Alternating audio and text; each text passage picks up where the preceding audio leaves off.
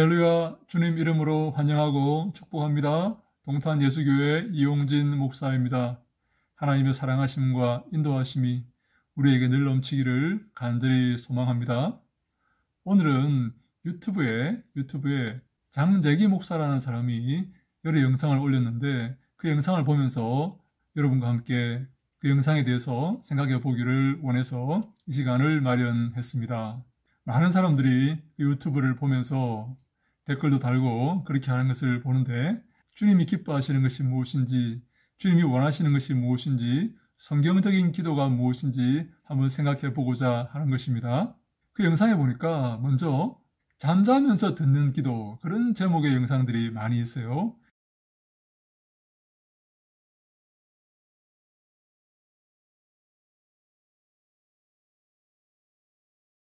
기도를 듣는 것입니다. 누구 기도를 듣습니까? 장재기 목사의 기도를 듣는 것입니다. 어떻게 하면서요? 잠자면서 듣는 것이죠. 기도의 자세가 나와 있습니다. 우리는 어떤 마음으로 하나님께 기도하며 나아가야 되겠습니까? 하나님은 어떤 기도를 기뻐하시겠습니까?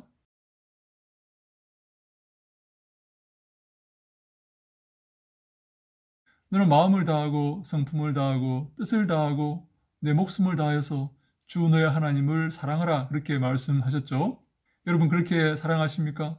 우리의 모든 정성과 우리의 모든 마음과 우리의 모든 뜻을 다하여서 하나님을 사랑하십니까? 이 잠자면서 듣는 기도가 이상한 것이 우리의 기도의 자세를 보여주고 있기 때문입니다. 사도 바울은 골로새서 4장 2절에 기도를 계속하고 기도에 감사함으로 깨어있으라, 그렇게 말씀하고 있습니다. 항상 기도하면서 깨어있으라. 주의 뜻을 분별하면서 주가 무엇을 원하시는지, 내가 바른 삶을 살고 있는지, 내가 주님께서 원하시는 삶을 살고 있는지 깨어서 기도하라, 그런 말씀이죠. 예수님은 어떻게 기도했습니까? 누가복음 6장 12절에 이때 예수께서 기도하시러 산으로 가사 밤이 새도록 하나님께 기도하였습니다. 예수님은 모든 일을 결정하실 때에 하나님께 기도하시면서 때때로 밤이 새도록, 때때로 피를 흘리면서 기도하셨다, 그렇게 나와 있죠. 겟세마네 기도에서 말입니다. 구약의 예언자들은 어떻게 기도했습니까? 예레미야 29장 12절에 보니까 너희가 내게 부르짖으며 내게 와서 기도하면 내가 너희들의 기도를 들을 것이요. 특별히 예레미야는 주께 부르짖어라, 너는 내게 부르짖어라, 내가 내게 응답하겠고 내가 알지 못하는 크고 비밀한 것을 내게 보이리라, 우리에게 부르짖음의 기도를 말하고 있습니다. 하나님께 간절히 매달리란 말이죠. 물론 묵상으로 기도해도 하나님께서 다 아시지만 하나님께 간절히 매달림으로 하나님께 나아가는 자의 바른 자세를 우리에게 말하고 있는 것입니다.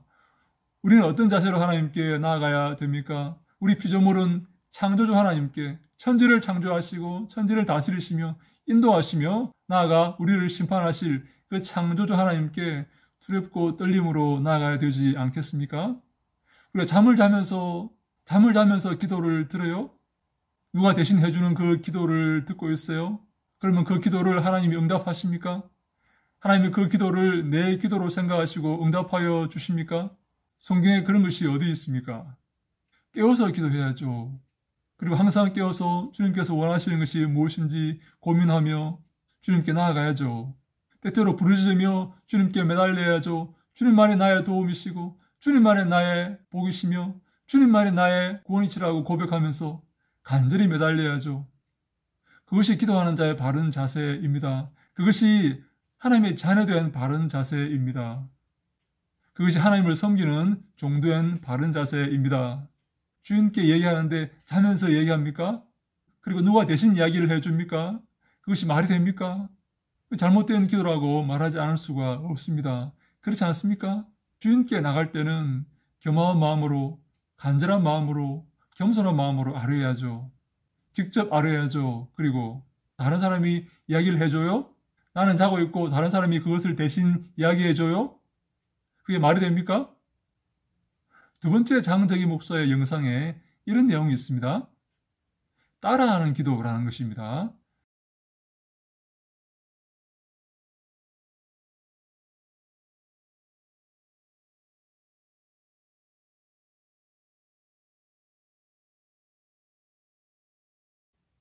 자기 기도를 따라하라는 것입니다.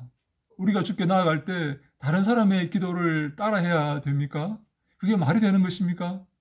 예수님은 기도할 때에 중언부언하지 말라 그렇게 말씀을 하셨어요. 마태복음 6장 7절로 8절 말씀에 또 기도할 때에 이방인과 같이 중언부언하지 말라. 그들은 말을 많이 하여야 들으실 줄 생각하느니라. 그러므로 그들을 본받지 말라. 구하기 전에 너희에게 있어야 할 것을 하나님 너희 아버지께서 아시느니라. 중언부언하지 말라라고 말씀을 하신 거죠.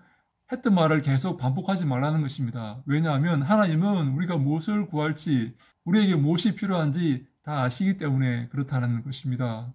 하나님을 인격적으로 대해야지 마치 자동 판매기처럼 계속 때를 쓰면 하나님이 들어줄 거야. 그런 식으로 하나님께 접근하지 말라는 것입니다. 하나님 우리 아버지시고 우리의 필요를 다 아시기 때문에 그런 식으로 중언부언하는 기도를 하지 말라는 것입니다. 했던 말 반복하는, 계속 반복하는 그런 기도를 하지 말라는 것입니다. 하나님을 인격적으로 대하라는 것입니다. 하나님은 우리 아버지시고 우리의 필요를 다 아시고 우리와 좋은 관계를 맺기를 원하시고 우리와 대화를 나누기를 원하시며 우리와 교제하기를 원하십니다. 우리의 심정을 그 앞에 토해놓기를 원하십니다. 그렇지 않습니까? 누가 대신 기도해주고 그것을 따라하는 기도를 하나님이 원하실까요? 나는 어린아이라서 기도할 줄을 모른다고요?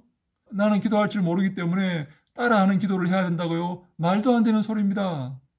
예수님은 누가복음 18장 16절에 이렇게 말씀하십니다. 예수께서 그 어린 아이들을 불러 가까이 하시고 이르시되 어린 아이들이 내게 오는 것을 용납하고 금하지 말라. 하나님의 나라가 이런 자의 것이니라. 이 어린 아이들이 기도할 줄을 알까요? 하나님께 나아오는 것을 하나님이 기뻐하시는 것입니다. 그리고 하나님의 나라가 이런 어린 아이 같은 마음을 가진 자의 것이다 라고 말씀을 하십니다. 우리가 기도할 줄 모릅니까? 주님께 나아가면 됩니다. 우리의 마음을 주께서 다 아십니다.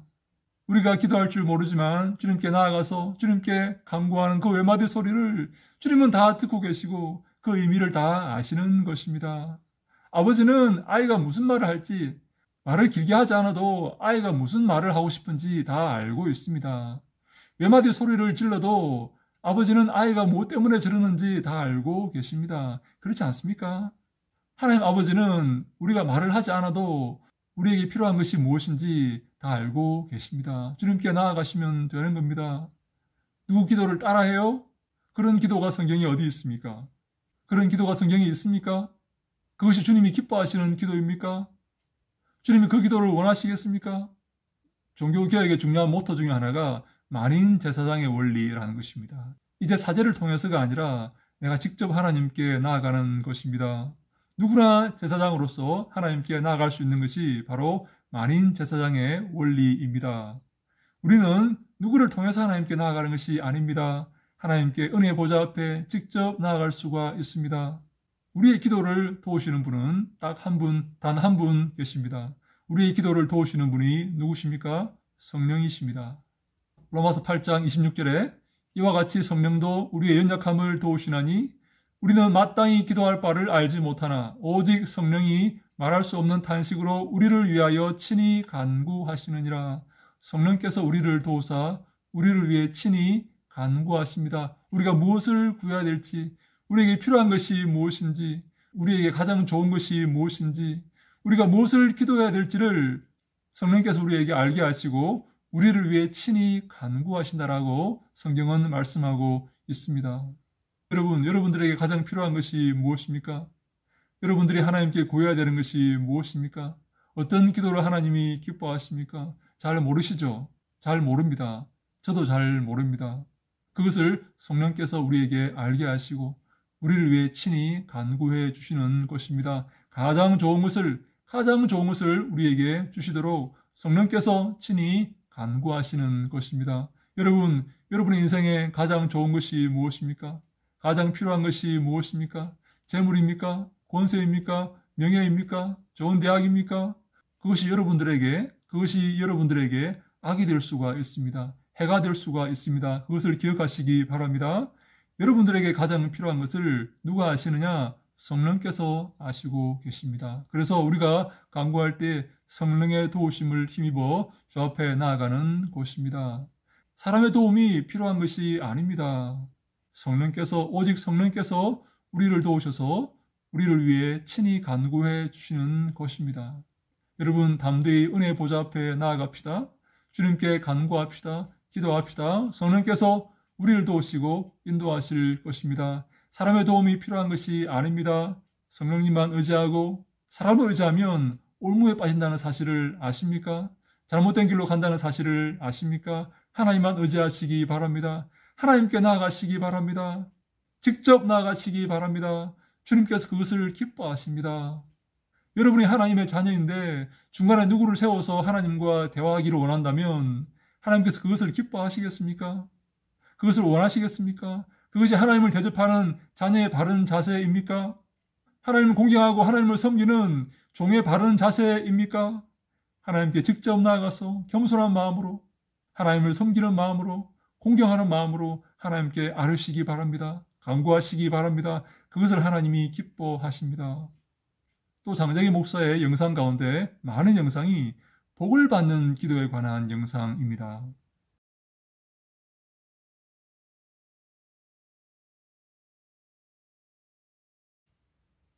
주로 경제적인 형통과 불안과 불면증에서 해방되는 그런 기도입니다.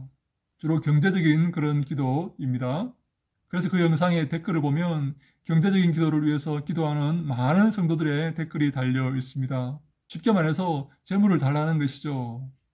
여러분, 성경 어디에 경제적인 풍요가 복이라고 말하고 있습니까? 어디에 경제적인 풍요를 복이라고 말하고 있습니까?